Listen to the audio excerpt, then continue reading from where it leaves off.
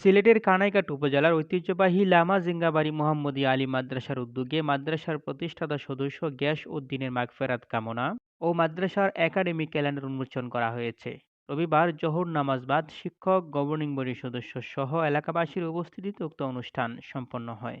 এ সময় উপস্থিত ছিলেন গভর্নিং বডির সদস্য আব্দুল হান্নান, আজীবন দাতা সদস্য হাজী নুরুল ইসলাম, এলাকার মুরব্বী মঞ্জুর আহমদ, হেলাল উদ্দিন, ইজ্জত উল্লাহ সহ মাদ্রাসার সকল শিক্ষকবৃন্দ। এতে মরহুম গিয়াসউদ্দিনের মাগফিরাত কামনা করে বিশেষ দোয়া পরিচালনা করেন মাদ্রাসার অধ্যক্ষ মাওলানা মুর্তজা আহমদ। বিশেষ করে আমরা হাজিরানা মজলিসের জিন্দা মুর্দা तमाम রে মাফ করে দিও।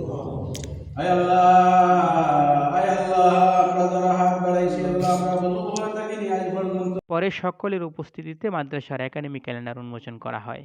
ক্যালেন্ডার দাতা কাপ্তানপুর গ্রামের কাতার প্রবাসী ও প্রতিষ্ঠানের আজীবন দাতা সদস্য শামসুল হাসানের প্রতি মাদ্রাসার প্রধান কৃতজ্ঞতা প্রকাশ করেন।